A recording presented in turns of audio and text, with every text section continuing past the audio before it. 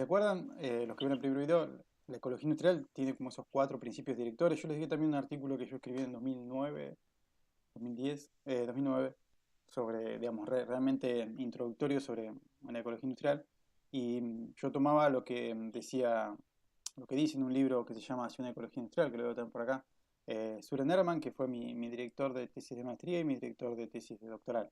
Él fue uno de los pioneros, digamos, sobre todo en habla, digamos, francesa, para retomar digamos, vulgarizar un poco este nuevo campo de la ecología industrial. Entonces, esos cuatro principios directores eran cerrar los circuitos de materiales y energía, ¿no? Que está bastante eh, relacionado con lo que entendemos o lo que más, como más se entiende o más se explica la economía circular. Minimizar las pérdidas por disipación, un punto más no tan explícito, sino tan común, que tiene que ver con lo que vimos al principio, ¿no? El hecho de que hay un montón de materiales que se pierden durante el uso y que se pierden, se dispersan en el ambiente de manera irrecuperable, digamos. O sea, eh, hablábamos de las pinturas, hablábamos de los pesticidas, del caucho de las cubiertas, ¿sí? Que se pierde así. Bueno, esas son las pérdidas por disipación que la ecología industrial, al tomar ese enfoque de los flujos de materiales, ¿sí? Eso es como el enfoque de metabolismo industrial, que es lo que vimos en el otro video, que es importantísimo que lo vean, eh, al tomar ese enfoque de los flujos físicos, lo detectó de manera muy temprana, digamos, dentro del campo de autores que hicieron hincapié en esto, ¿no? Si ustedes ven el documento que se llama eh, dentro de la serie El hombre y la biosfera, que se llama Metabolismo Industrial y qué sé yo, que es del año 92. Bueno, ahí ya estaba muy claro este tema de las pérdidas por disipación. Desmaterializar la economía, digamos, tratar de hacer más con menos, en todo caso tener este, un crecimiento económico igual o mayor, pero usando menos materiales, ¿sí?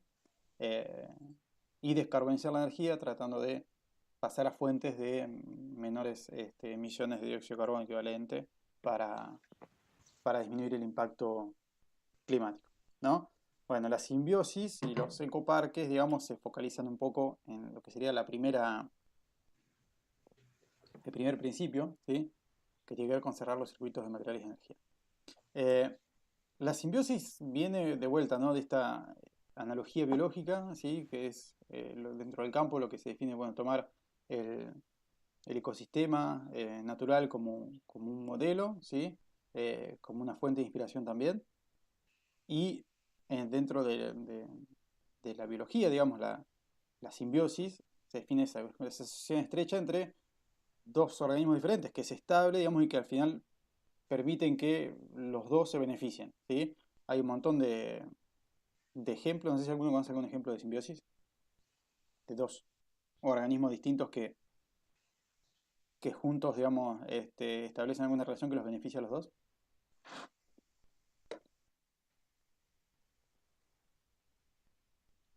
¿no? ¿Podría ser venta y consumo? No, no sé si. Y ahí sí, digamos, por ahí podríamos pensarlo eso sería en el plano social, digamos, social económico de nuestra sociedad. Yo decía de si conocía alguna simbiosis digamos, la naturaleza, entre animales o especies, digamos, o organismos vivos.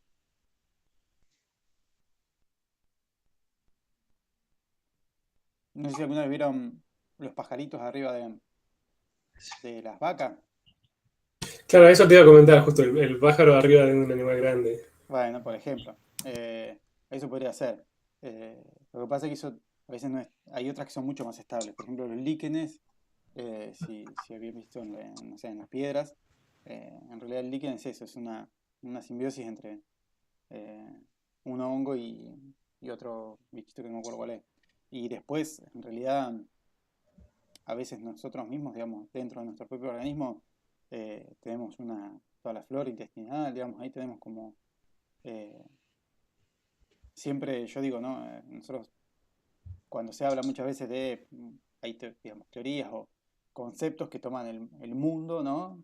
Gaia como un organismo, eh, que obviamente a veces son criticados, ¿no? Porque, bueno, eh, es como animar un organismo que en realidad no sabemos, o sea, es tratar de trasladar un poco lo que vivimos nosotros a otras escalas, ¿no? Pero yo digo, nosotros decimos que soy un individuo, ustedes dirán, ¿no? Se considera un individuo y sin embargo dentro de ustedes, dentro mío, hay millones y millones de microorganismos sin los cuales no podríamos vivir, pero que a la vez son organismos independientes, ¿sí?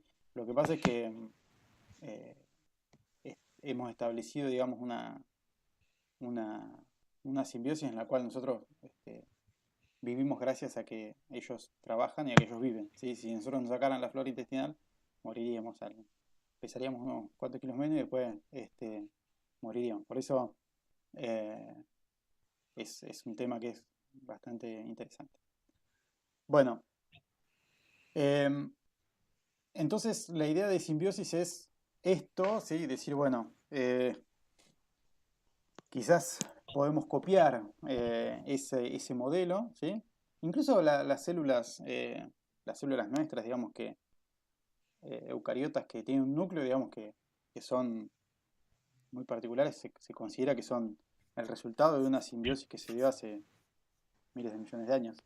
Eh, y, y bueno, es algo que también contradice un poco la interpretación más básica de las leyes naturales, digamos, de Darwin, etcétera, de la competencia entre organismos. En realidad, la simbiosis, que vendría a ser más la cooperación, ha sido tan importante como la competencia en la evolución de lo vivo, ¿no? En fin, son otros temas que son interesantes también para mí eh, y que creo que a ustedes también les pueden interesar para que, bueno, busquen y lean.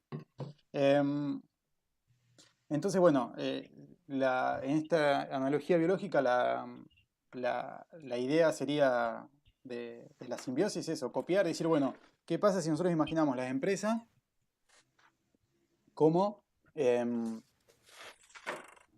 pudiendo cooperar, ¿sí?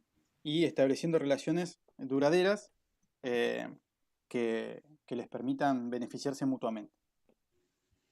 Bueno, ahí estaba la de los líquenes bueno, obviamente los polinizadores, ¿no? Sí, quizás la más obvia. Eh, que además nos brindan unos servicios increíbles y que están. ¿Alguien sabe ¿Alguien tiene familia con colmenas, no?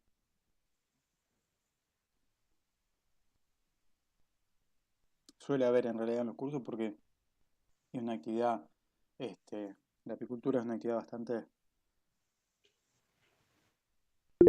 desarrollada. ¿Alguien dijo algo en el chat? Un compañero respondió que él tenía. Mm. Bueno, los polinizadores en realidad cumplen una función vital y sin embargo están bastante amenazados a nivel mundial por el uso de pesticidas, por distintos tipos de contaminaciones. Ese es un tema también muy, muy interesante y muy importante, asociado también a nuestro modo de vida industrial, ¿no? Entonces, cuando hablamos de simbiosis industriales, una de las definiciones las dio, digamos, que más se usan, la dio Marian Chertow, que es una investigadora de la Universidad de Yale, que tuve el privilegio de que sea jurado de mi tesis, y que es una grosa. Y bueno, ahí dentro de las cosas que definía para decir, bueno, qué sería una simbiosis industrial después de una década de 90 que fue más de exploración, eh, bueno, incluía intercambios físicos, ¿sí? De materiales, de energía, o de coproductos o subproductos, como llamamos, y define dos elementos claves que son la proximidad geográfica y la colaboración. Ahí, esa definición de simbiosis, ¿no? Basada en los intercambios físicos, que sería básicamente, bueno, poder usar los desechos, como decíamos, la definición de ecosistema industrial que habían dado en el 89 Galopoulos y Frosch, la idea de que, bueno, los desechos de una empresa sean materia prima para la otra, ¿no? Que es un poco la base de esta idea de circularidad. Eh, esa definición que todavía en los 2000 yo les decía, se tomaba así, ¿no? El hecho de que haya intercambios físicos, después fue cambiando porque a medida que se fueron realmente implementando, tratando de implementar los parques ecoindustriales o la simbiosis, bueno, fueron surgiendo un montón de otras cosas que hacen que hoy en día una simbiosis se asemeje más a lo que podemos llamar una sinergia, que involucra también, lo van a ver en el manual que les dejé de la UNUDI, digamos, la Unión para el Desarrollo Industrial de Naciones Unidas, em, que, que bueno, se toma el término de sinergia y por ahí a veces simbiosis toma con la parte más de intercambio físico y a veces, como lo vamos a ver acá, yo la definición de simbiosis que tomo, la tomo más de otros autores que van a ver después, que más tarde amplificaron, digamos, este intercambio a incluir también los intercambios de conocimiento, porque eso es fundamental. Ayer en un momento lo charlamos con Machu de que una de las cuestiones que tienen que cambiar es, eh, bueno, celar menos el secreto industrial, ¿sí? Y conocer mejor cómo son los procesos de las empresas para que realmente puedan colaborar este, sin maximizando, digamos, las oportunidades. ¿Alguien iba a decir algo? No.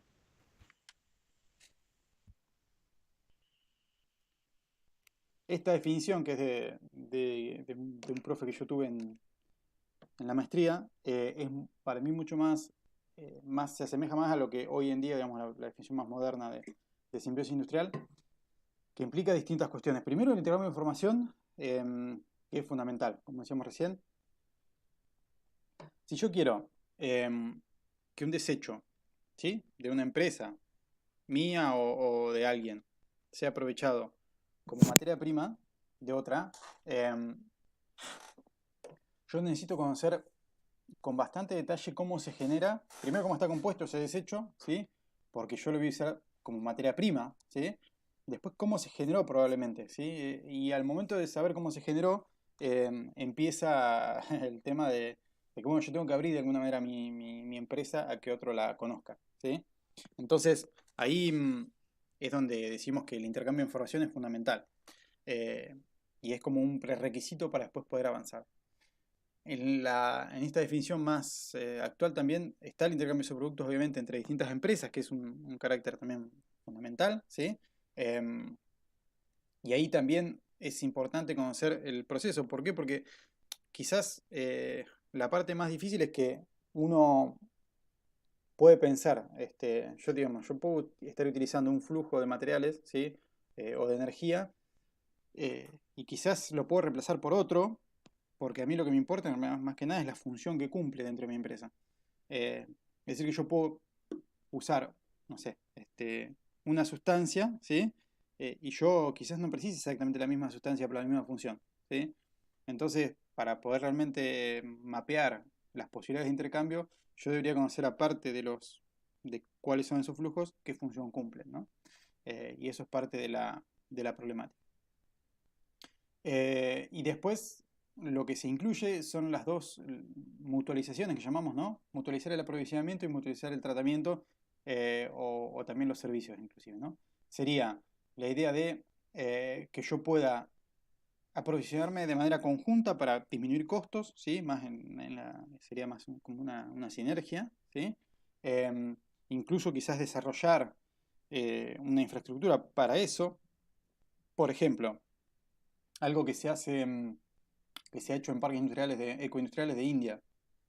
Sería cuando uno tiene muchas empresas que utilizan, por ejemplo, vapor, que es uno de los flujos más comunes, que cada uno tenga su propia caldera es mucho más ineficiente de que haya una central de producción de vapor, ¿sí?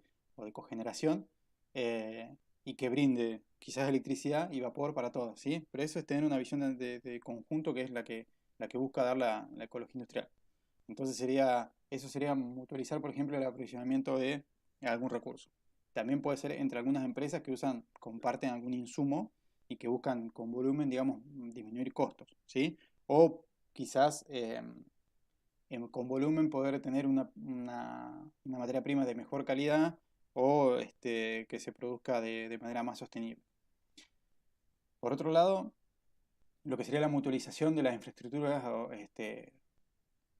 o servicios compartidos a la salida, ¿sí? Del tratamiento, que puede ser, por ejemplo, tener una planta de tratamiento de efluentes conjunta, ¿sí? Muchas veces las empresas terminan desarrollando una planta o no la desarrollan porque tienen poco volumen de residuos y de efluentes y les sale comparativamente muy caro, o terminan teniendo a veces un proceso que no es muy bueno, porque tener uno bueno les saldría muy caro. Entonces, eh, mutualizar tratamientos es otra de las posibilidades. Eso también se va, digamos, a medida que se han ido desarrollando más las simbiosis, se van, digamos, dependiendo el parque, las características del parque, el tipo de industria que tiene, bueno, van surgiendo nuevas posibilidades. Lo importante es tener esta voluntad de, de aprovechar mejor los recursos y de mejorar siempre los desempeños ambientales, ¿no? Que es la idea de base. Ahí decíamos, el primero, bueno, eh, la importancia de la información, también en la forma de experiencias, el retorno de experiencias. Eso es fundamental en cualquier campo, pero poder conocer, digamos, cuáles fueron las cuestiones que funcionaron y las que no y por qué, es una de las partes fundamentales para poder seguir construyendo y mejorando y que realmente vayan adelante la simbiosis. Que como vamos a ver tiene bastantes limitaciones, ¿no? Es una idea muy interesante, pero tiene un montón de limitaciones. Bien, ahí la idea de valorización, la mutualización de los servicios, sí, que también puede incluir, por ejemplo, la recolección de residuos, que sería más en el punto 4 de tratamiento, ¿sí? Ahí también, por ejemplo, la valorización de los residuos que pueden ser comunes es otra de las cuestiones interesantes. Y después, esto sería más a nivel de entre industrias, pero cada vez más hablamos de simbiosis industriales y urbanas, porque la idea es también incluir los flujos de la ciudad y que haya, digamos que, por ejemplo, los residuos de la ciudad puedan ser tratados a nivel de alguna de las industrias, ¿sí? Incorporarlos en este esquema de simbiosis, con lo cual la ciudad se transforma en otro de los actores, ¿sí? que pueden participar de una simbiosis. Este caso, por ejemplo, es de digamos, los ecoparques industriales, que es lo que vamos a ver en la siguiente presentación, es como el lugar ideal para llevar adelante la simbiosis, ¿sí? En Suiza está la Fundación por los Terrenos Industriales, que se llama, que es una, una idea muy interesante, digamos, que surgió en los años 60, en realidad se formó en Suiza, porque bueno, Suiza es muy chiquito, no sé si saben, tiene eh, 350 kilómetros de largo y de ancho no mucho más, digamos. Tiene una forma media luna. Y Ginebra, que es la ciudad, pero a la vez también está en la provincia, eh, empezaron a ver que crecían las ciudades, ¿sí? Y que cada vez quedaba menos terreno para el desarrollo industrial, que en ese momento ya era muy importante, el tema de los relojes, digamos, los talleres, los pequeños talleres relojeros, digamos. Entonces, esta fundación se creó para comprar terrenos en ese momento y guardarlos para el desarrollo industrial futuro, ¿no? A su vez, en los últimos años, lo que hicieron fue empezar a tomar esta idea de parque ecoindustrial como una parte fundamental y ayudan a promover a través de coordinación de talleres, digamos, porque esto tiene que ver mucho con reunir a la gente eh, para que justamente entiendan de qué va la mano, digamos, de cuál es la idea del beneficio mutuo que se puede obtener, más allá de los que pueden llegar a dirigir el parque, digamos, el consorcio que puede llegar a estar o las autoridades que tenga, es importante que las empresas funcionen, digo, que sean parte. Entonces, acá lo que propone, por ejemplo, acá sería esto algo que se propone mucho, ¿sí?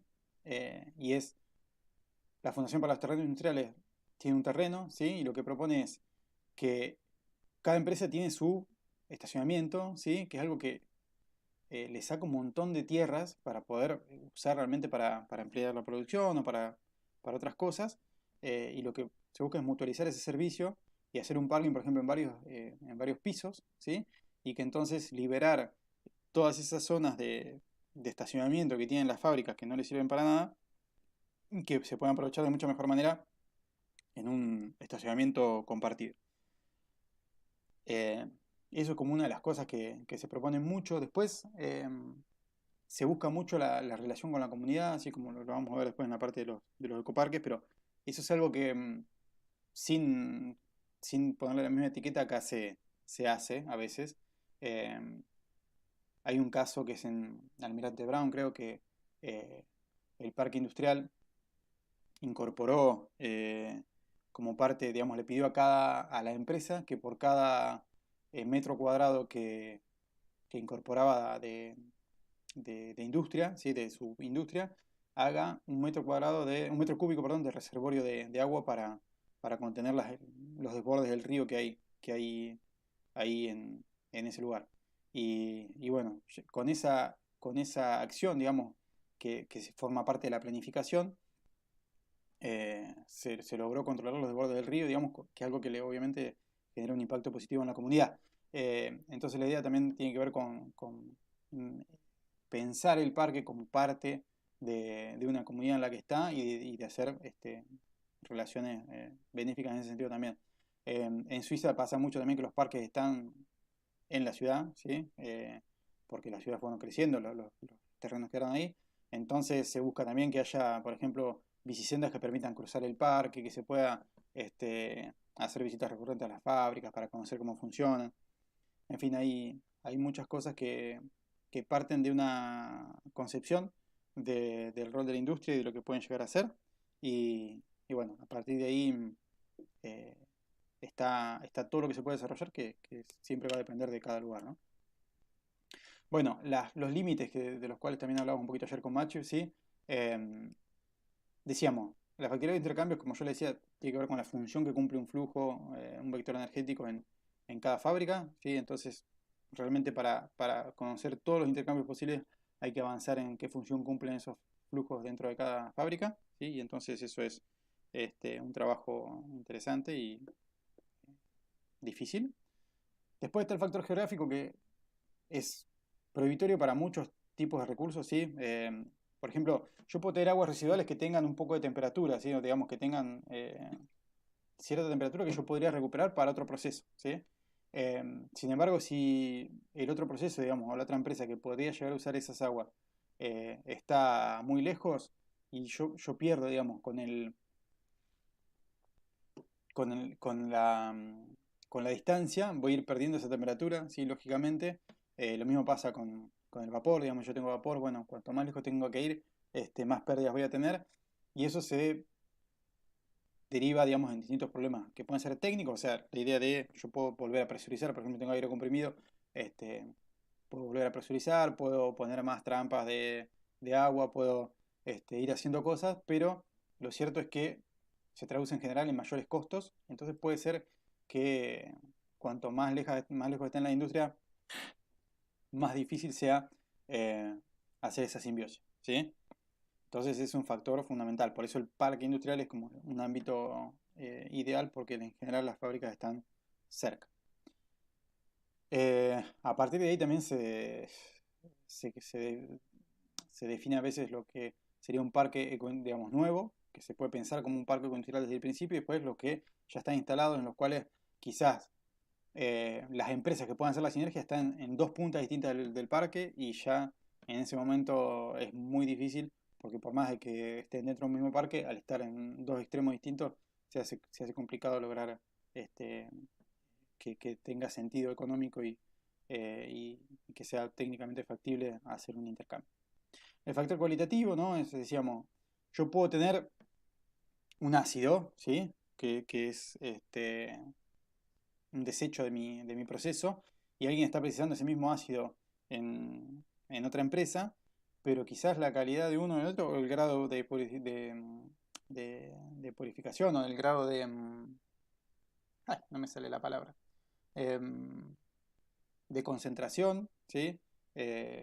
O la concentración que tiene es distinto y entonces está el factor cualitativo, es decir, quizás yo necesito mejorar ese efluente para poder incorporarlo como, como materia prima, digamos, o como input de otro proceso. Lo mismo pasa a veces con el tema de los desechos de la ciudad, ¿sí? Los desechos de la ciudad,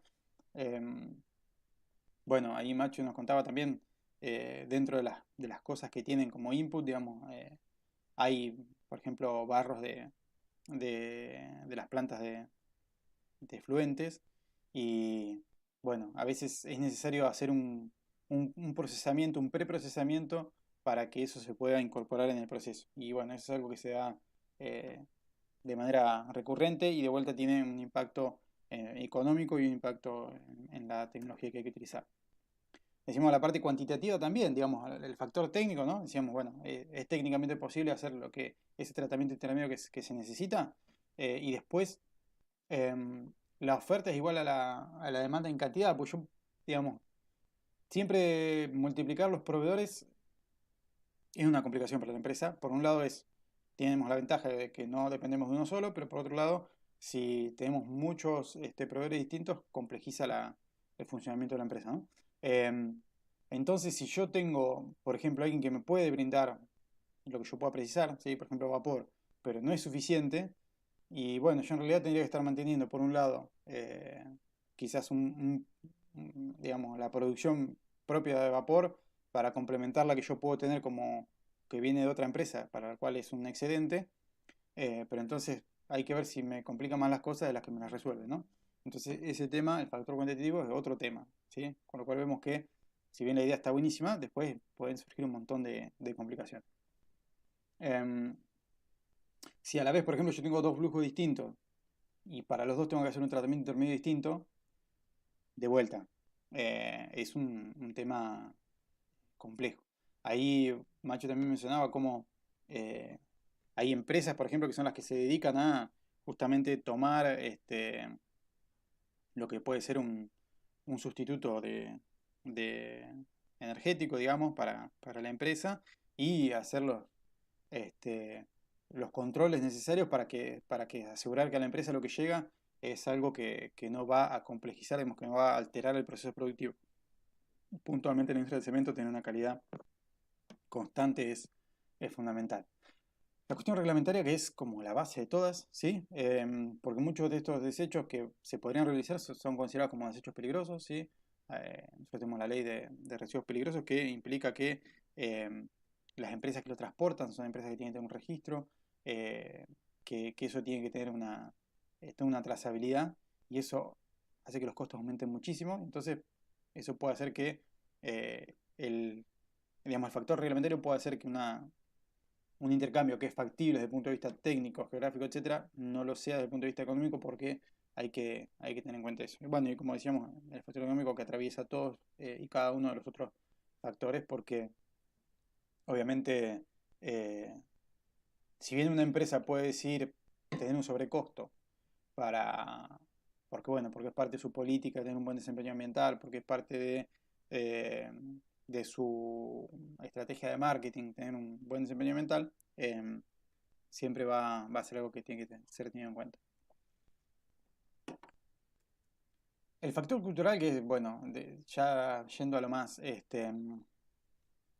todavía más complejo, ¿no? Es esto, eh, romper ciertas barreras con respecto al secreto industrial, con respecto a que los dirigentes están formados para competir y no para cooperar.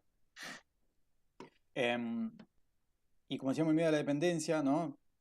Si bien uno siempre depende de un proveedor o de varios, eh, a veces cuesta, digamos, eh, todavía más depender de alguien que te está dando un desecho y que uno puede considerar que no le va a dar la misma importancia que un proveedor a su producto, ¿no? Eh, Ahí decíamos que dentro de lo que se hace, mucho tiene que ver con animar talleres y animar, lograr que la gente se junte y charle. Eh, También hay un estudio que ahora, digamos, no lo presento en este curso porque no nos da mucho el tiempo, pero dentro de los factores de éxito eh, para que se desarrollen parques agroindustriales está el hecho de que haya alguna universidad o algún instituto colaborando, ¿sí? O puede ser incluso teniendo alguna instalación dentro del parque para llevar adelante eso, ¿no? Esa comunicación y esos intercambios que son tan importantes. Y también para evaluar este punto que sigue, que es el factor medioambiental, ¿sí? A veces la sinergia puede ser un beneficio ambiental y a veces no, ¿sí? Y lo mismo que el reciclaje, dependiendo de lo... En general, sí, pero son cosas que hay que evaluar, ¿sí? Por eso es importante el análisis de ciclo de vida, em, para que es una de las metodologías que vemos para realmente ver si los impactos ambientales disminuyen o no, y si no estamos cambiándolos de un lugar a otro, de un compartimento a otro, como vimos que son de las cosas que pasan, ¿sí? Es decir, que yo evito una contaminación al aire, pero no evito una contaminación al suelo, o sea, o paso esa misma contaminación en vez de irse al aire, termina siendo al suelo, por eso el enfoque de la producción más limpia es el que correspondería para evitar eso. Bueno, eso es lo que yo le decía de la tesis de Cyril. Las herramientas, el análisis de flujos materiales, que es lo que vamos a ver después, es como la base, de alguna manera es hacer un inventario de qué es lo que consume, qué es lo que desecha cada una de las empresas, ¿sí? Eh, Hay software ahora, es un tema al que se le da mucha bolilla. Después les muestro por ahí al final un par de proyectos de la Unión Europea que hay para reutilizar, no sé, se usan software, se usa inteligencia artificial, se usa un poco de todo para identificar posibles intercambios. Em, Juegos serios, eso es una parte interesante sobre todo para animar workshops y eso. No sé si alguno conoce juegos serios. Una vez me tocó jugar un juego serio. No es tanto serio uno, sino se llaman juegos serios a los juegos que en realidad no buscan divertir, sino que buscan, tienen otros objetivos, como puede ser concientizar sobre algún tema, poner en debate una problemática, ¿sí? Eh, y después, bueno, distintas estrategias de simulación que también se usan para eso. En fin, es un campo bastante está floreciendo mucho. Las barreras que vimos, bueno, son un montón y después el contexto, ¿no? También, digamos que en los países donde hay crisis recurrentes, todo se hace mucho más difícil. Bien, hecha esta introducción, ¿alguno tiene alguna pregunta?